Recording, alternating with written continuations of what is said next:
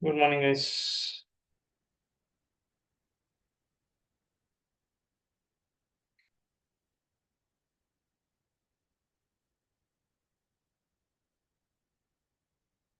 So, in the last class, let us go back to our previous.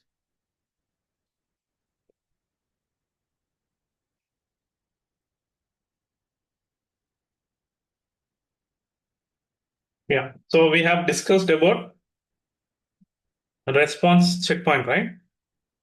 So, in Jmeter, we have a lot of options then compared to load runner. In load runner, you have only one checkpoint, that is text checkpoint.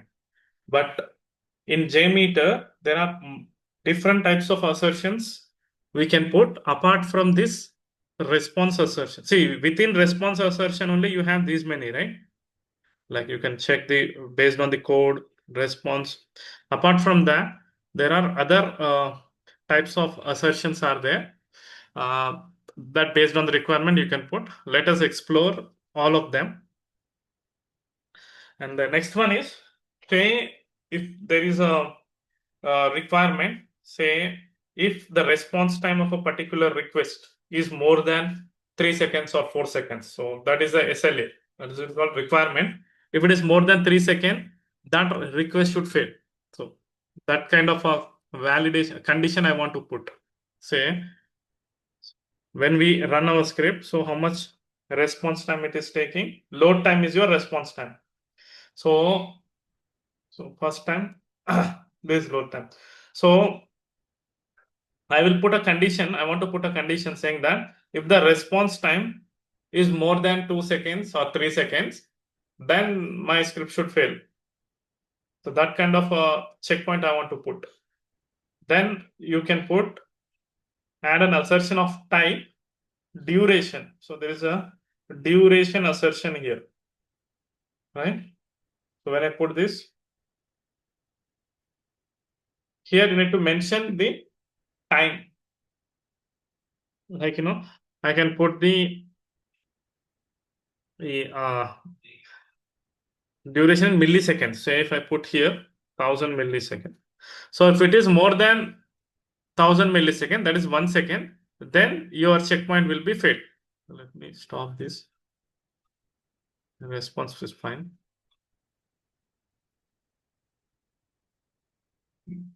Okay. Now if I run this,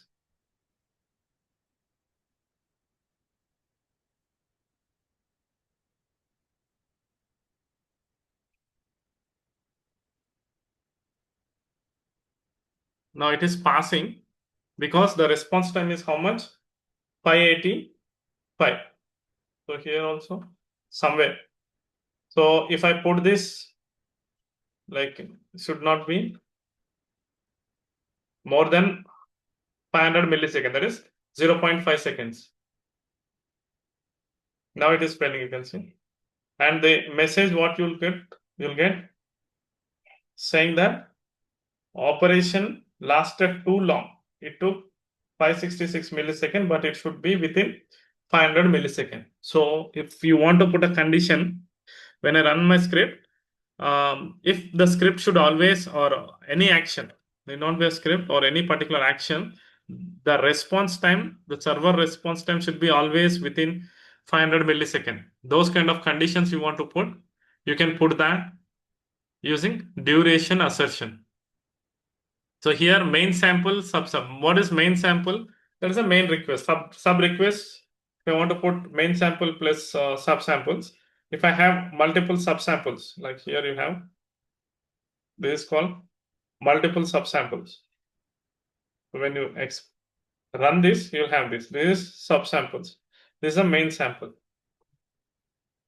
So this will be generated when you execute. Okay. So 302. This is a redirection, right? So if you want to include everything, then I can select this. Main sample per sample should not be more than 500 milliseconds. So when I run,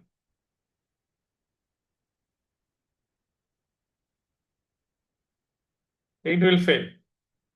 So normally, what is your expected that much response time will put? as per industry standard, you'll put like 3 to 4 seconds, like 300 seconds. So if it is more than 300 seconds, it will pass. Now you can see it is working. So this is called duration assertion. Okay. And another type of assertion, next one, most commonly we can use is this one, size assertion. Okay. So if I want to put the size, like, I will check the assertion, size assertion. Here, you can put a condition based on the expected size of your response body. Like, yeah, if I want to put full response is nothing but combination of header and body. See here. So let me run this first.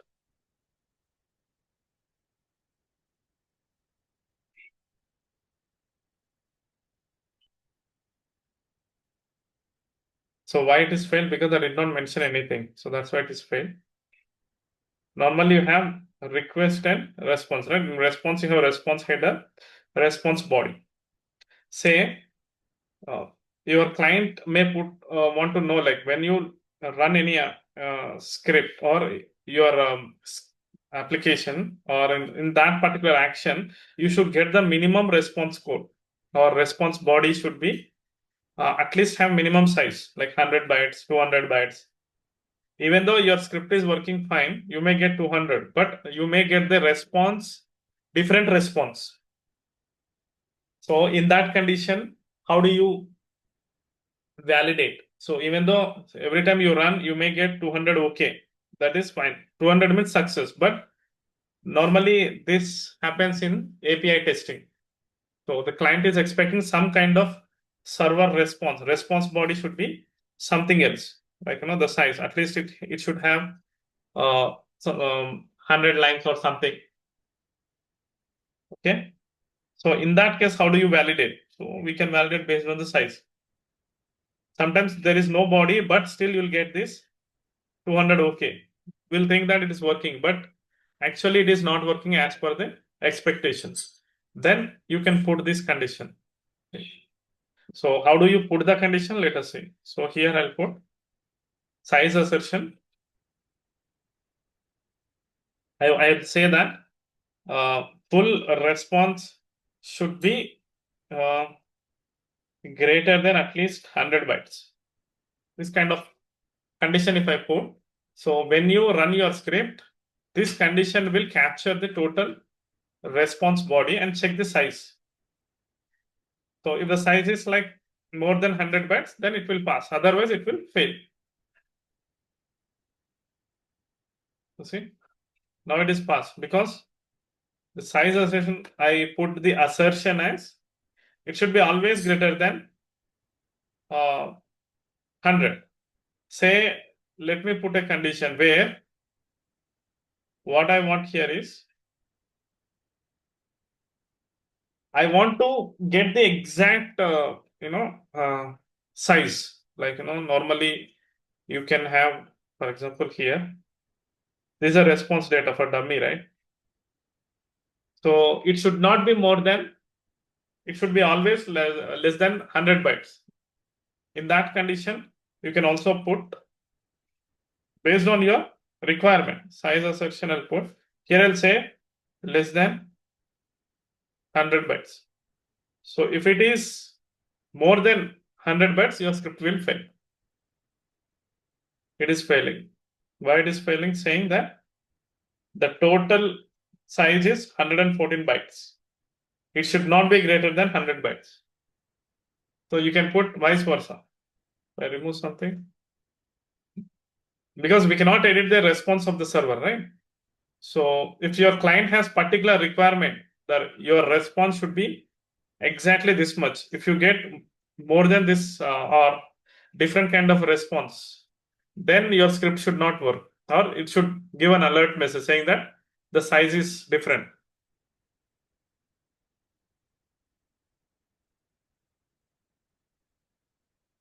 Okay. So in that case, we'll use this size assertion here, or else I can also put exact number. Like if you calculate this 114, right? No, let me put this first. It will be equal to 100, right? No, it will fail.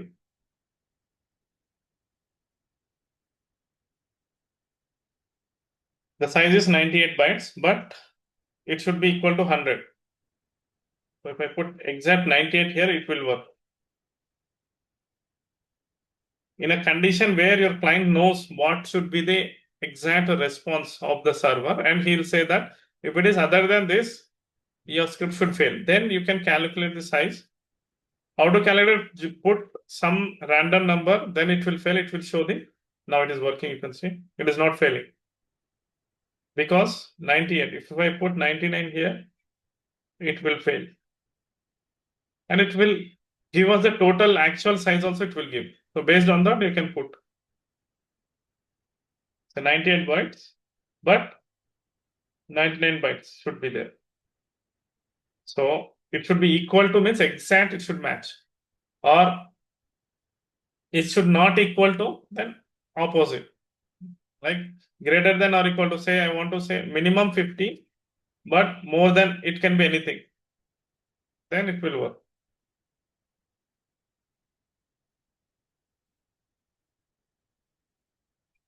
Right? It's working. Now, like that, I can put a particular, instead of a full response, I can select only the response code also. This also you can do. Say, for example, what is the response code we are expecting for each? 200, right? 200 means how many bytes? It should be 3 bytes. If I put the response code should be equal to 3. Size.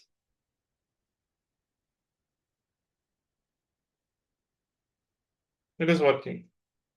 It is checking the size of this response code.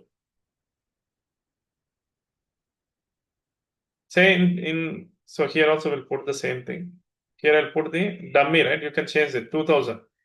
But here if I put a response code should be exactly equal to 3 bytes. That means, so any response code cannot be more than 3 bytes, right? It starts with 100, 200, 300, 400, 500. These are response codes.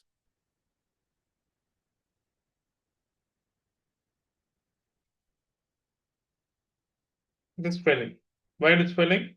The response code actual size it is 4 bytes, but we put it at 3 bytes. You can put based on the response code, response body, or response message also. So here I can also put, normally what is the response message you are getting? Okay, right? Okay means how many letters? 2. So I can put this 2. So if I get any error like page not found or some kind of error, then your script here your assertion will fail. It is passing because you got okay is 2 letters. So we cannot change this. If I put something else, now it should fail.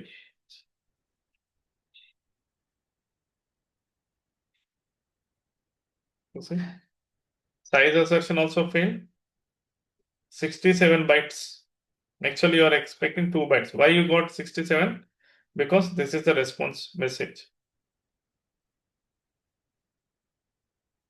Non-HTTP response message. No, this is the error, right? So based on this, also we are putting the checkpoint. So this is the advantage of Jmeter. Okay. So while practicing, you can practice all this, but in the interview, they'll ask what are the types of assertions you know. But in reality, we'll put only response assertion. That's the maximum thing. Most commonly, response assertion only will put. But in the interview, they'll ask all types of assertion. You need to explore everything. And the next assertion is, we have seen size, we have seen, right? And we have seen response. HTML assertion. So what is this HTML assertion? If I put a HTML assertion here, if your content is not HTML, then your script will fail. Okay, the document type should be HTML.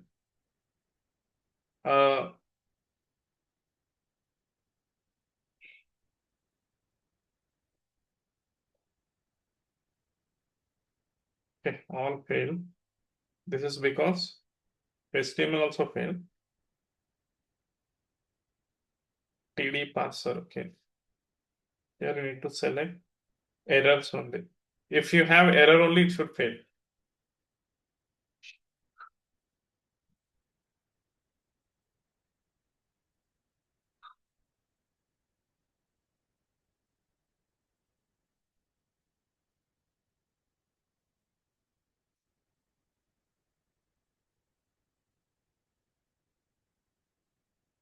Now it is working.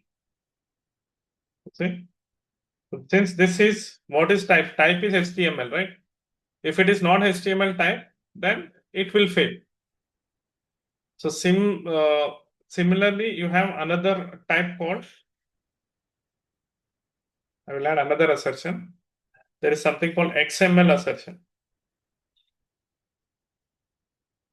XML, there is no condition you need to put, just it will check the response. If the response is not in XML, then it will fail simply. Let me try this.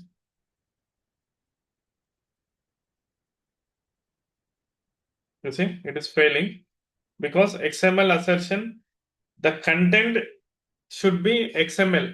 Otherwise, your script will fail.